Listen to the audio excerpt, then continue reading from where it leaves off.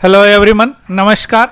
एक चीज़ जो बराबर आजकल चर्चा में होती है वह है एयर क्वालिटी इंडेक्स, और ख़ास करके दिल्ली का एयर क्वालिटी इंडेक्स का जो अभी बहुत पुअर चल रहा है डिस्पाइट रेन होने के बाद ऐसा पता चलता है बारिश होने के बाद कि थोड़ा सा एयर क्वालिटी में इम्प्रूवमेंट होगा, लेकिन एयर क्वालिटी में इम्प्रूवमेंट नहीं हुआ है। नहीं, दिल्ली नहीं, पूरे नॉर्थ इंडिया का एयर क्वालिटी अभी बहुत ख़राब है।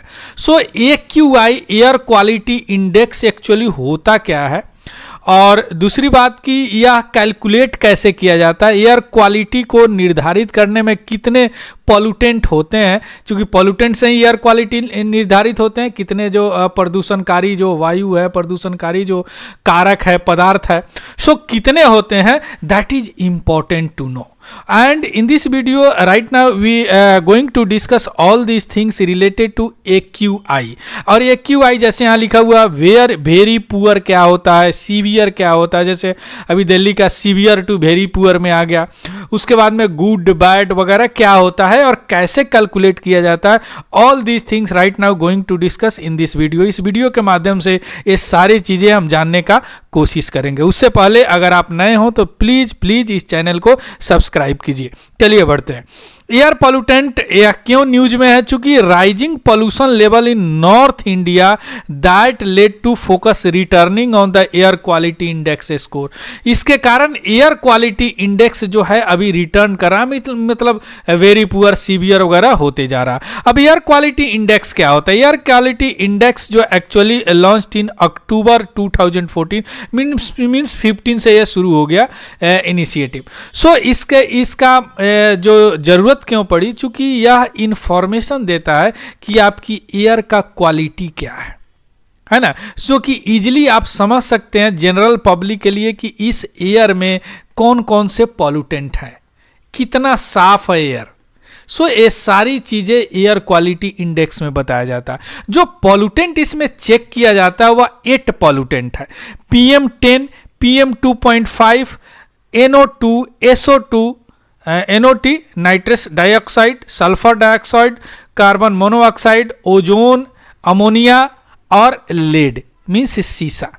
या 8 है ना, 1 2 3 4 5 6 7 8 पॉल्यूटेंट देखा जाता है इसमें, है कि नहीं? बहुत इंपॉर्टेंट है कि एयर क्वालिटी इंडेक्स में कितने पॉल्यूटेंट को मेजर किया जाता है, तो दैट इज द 8। अब PM क्या है? PM मीन्स होता है पार्टिकुलेट मैटर।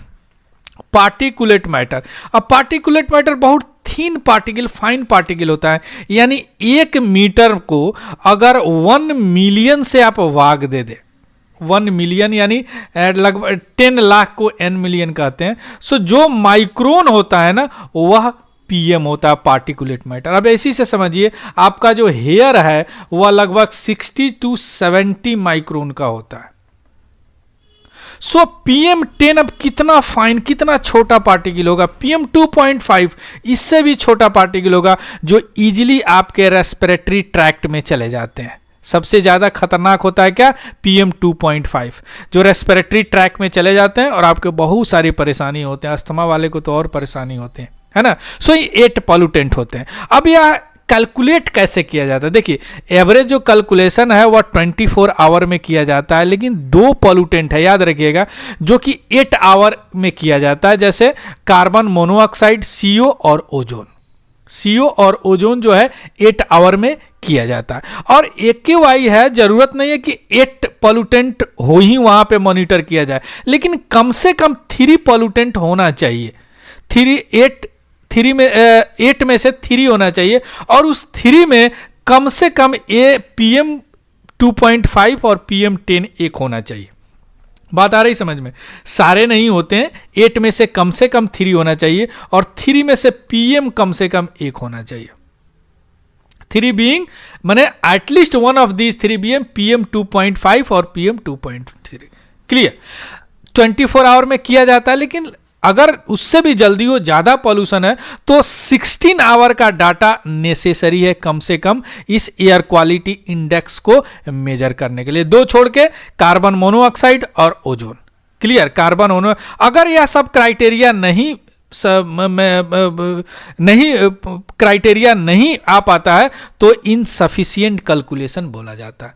क्या क्या क्राइटेरिया है? 24 आवर, कम से कम 16 आवर, 8 आवर ये दोनों होती है, 3 कम से कम होना चाहिए, 3 में 1 पीएम होना चाहिए। पार्टिकुलेट मैटर 2.5 भी होना चाहिए या पीएम 10 होना चाहिए। अब देखते हैं एयर क्वालिटी इंडेक्स कैसे। अगर 0 से 50 आपका एयर क्वालिटी इंडेक्स है तो गुड माना जाता है। अगर 51 से 100 है तो देन सेटिस्फैक्ट्री माना जाएगा। अगर 101 से 200 है तो देन मॉडरेट, और 201 से 300 है तो पुअर, और 300 से 400 है तो वेरी पुअर अभी जो है बारिश होने के बाद, और 405 से तो सीवियर, बहुत बहुत सीवियर। मीन्स इस स्थिति में एडवाइजरी जारी होती है घर से बाहर ना निकले, है ना। 300 के बाद से ही बच्चे के स्कूल बंद कर दिए जाते हैं, है ना।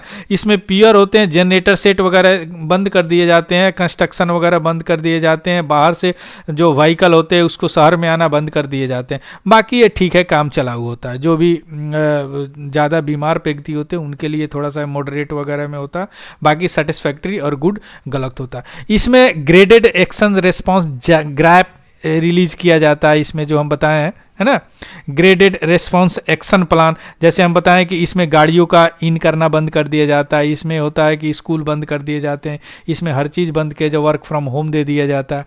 तो यह एक्शन प्लान इसी पे आधारित होता है। यह एक्शन है कि किस में क्या एक्शन लिया जाएगा, यह एक्शन प्लान है जिसको ग्रैप बोलते हैं।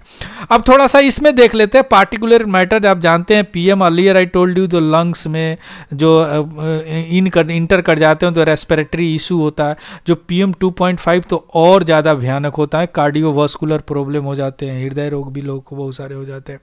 नाइट्रोजन डाइऑक्साइड या रेस्पिरेटरी सिस्टम को परेशान कर देता है, और या जो दमा और अस्थमा के पेशेंट है उनके लिए बहुत सारी प्रॉब्लम क्रिएट करता है।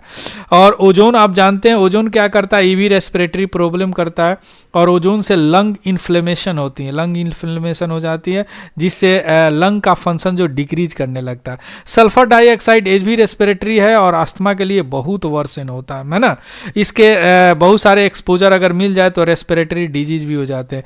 कार्बन मोनोऑक्साइड, आप जानते हैं चूंकि कार्बन मोनोऑक्साइड क्या करता है, जो भी हमारा हीमोग्लोबिन है जिससे ऑक्सीजन का जो सारे बॉडी में जाता है ऑक्सीजन, और कार्बन मोनोऑक्साइड जो ऑक्सीजन का ट्रांसपोर्ट है वह बॉडी में रोक देता है, इंटरफेयर करता है।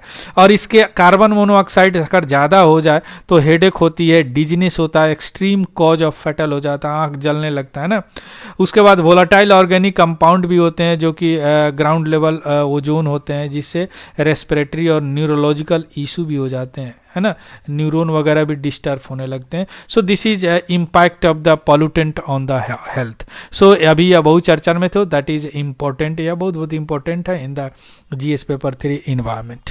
क्लियर। So thank you. इसका भी पीडीएफ मेरे टेलीग्राम चैनल पे आपको मिल जाएगा। So thank you, have a good day and happy learning. Thank you very much.